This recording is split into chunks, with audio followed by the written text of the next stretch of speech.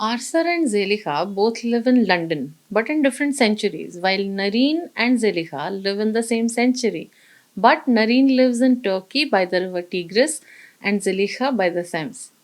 Three seemingly unrelated, unconnected characters living in different times by the shores of two different rivers. What connects them is an ancient poem, the Epic of Gilgamesh, and water. Water from the rivers, from the sky, from raindrops and snowflakes. There Are Rivers in the Sky by Elif Shafak is an epic novel that spans centuries, continents, and cultures in a breathtaking fusion of ancient, modern, and contemporary history, mythology, and science. To find out more, let's switch on the reading lamp.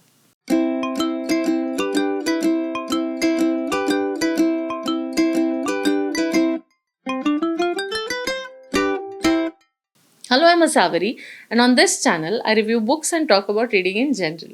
Shall we have a look at the details of today's book? Facts and figures.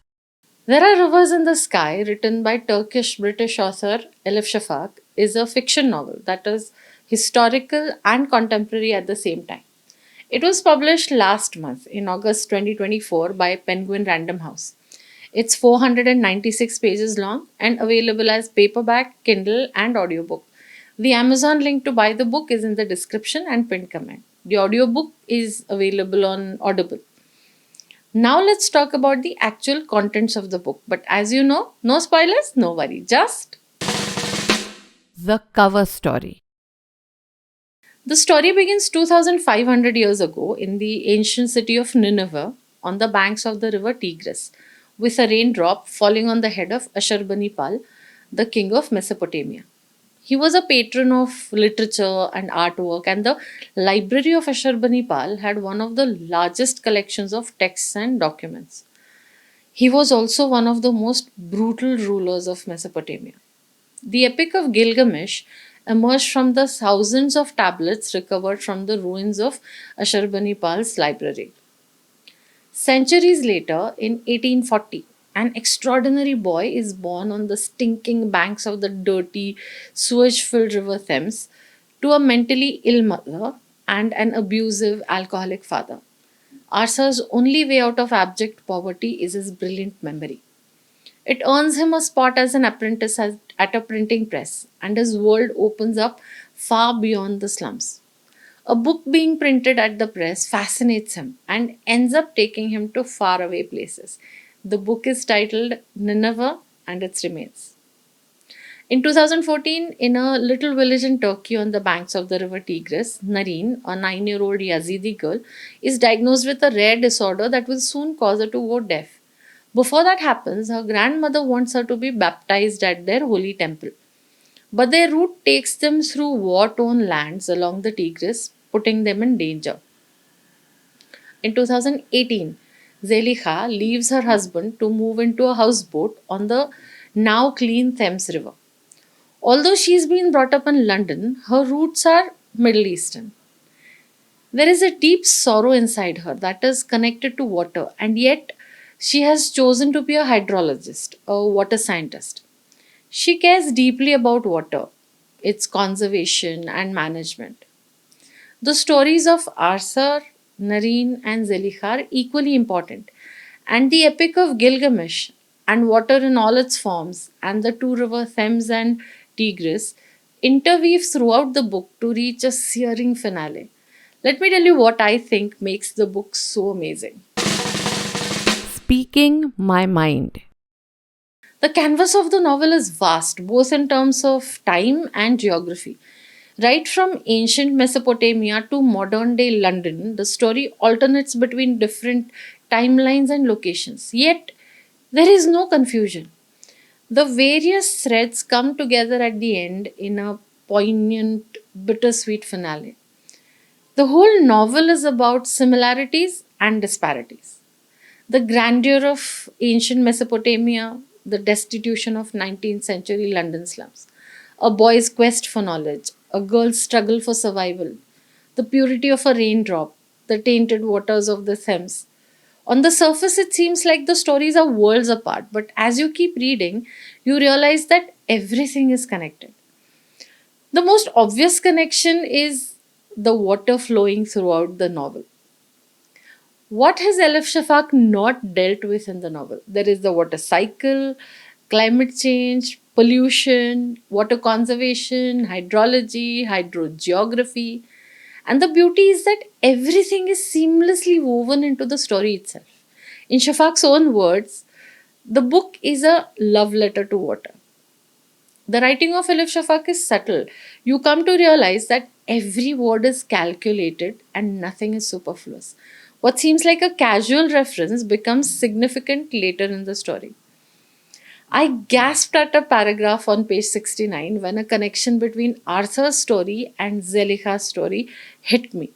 As you keep reading, there will be more of these moments when Shafak's writing will quite literally take your breath away. It's a serious book with few opportunities for lightness. It deals with issues of genocide, poverty, gender violence, disparity, water management, yet somehow it is not a depressing book. It's a feat of the author's ingenuity that she brings attention to these serious issues without being morbid. The other impressive aspect of Shafak's writing is her skillful weaving of facts with fiction. Almost every single word about the ancient Mesopotamian ruler Ashurbanipal is true. The character of Arsa is inspired by British Assyriologist George Smith, and many of his life events map onto the story. The depth and accuracy with which she writes about water combines environmental science, hydrobiology, natural resource management, and a host of other ents and ologies. There's a part of the novel that likens with The Last Girl, the memoir of Yazidi human rights activist Nadia Murad. It is possible that I found those parts in this book a little less disturbing as a reader because I've read that book.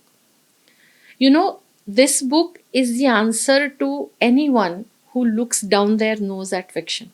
It would be so much easier, believe me, for someone to write a dry, factual book about each of these individual issues, but to blend them into a gripping story that neither trivializes the issues nor depresses the readers entirely is pure genius. It also gave me many points for further reading: ancient Mesopotamia, modern day Middle East, its geography, archaeology, printing technology, the life of Charles Dickens, water pollution. The list is endless. I had to restrain myself from highlighting passages because it seemed like I would be better off marking places that didn't need highlighting. I'm going to quote three examples to explain what I mean. Quote unquote. Number one, Shafak writes about the raindrop. From a height of 3080 feet, it races down. Only 3 minutes until it reaches the ground. I checked on a meteorology site. It's a factual calculation that's pure science. And the book is full of such factual information that no doubt must have required a huge amount of research. But it's casually woven into the narrative.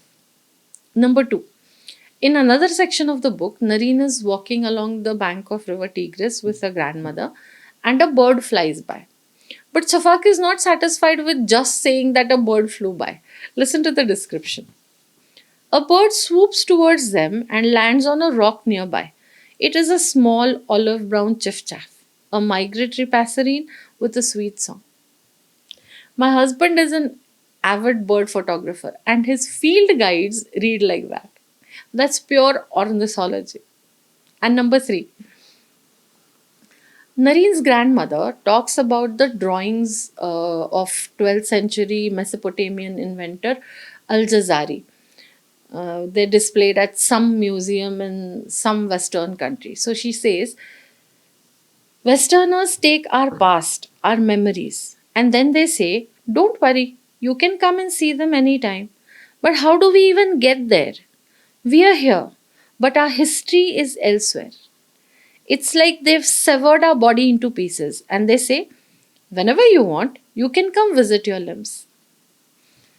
It's a sentiment that will find its echo in the heart of everyone who's the native of a country that has been oppressed and looted by colonialism. Brilliant. And that is pure history and psychology. Now let's find out the Linescape rating of today's book.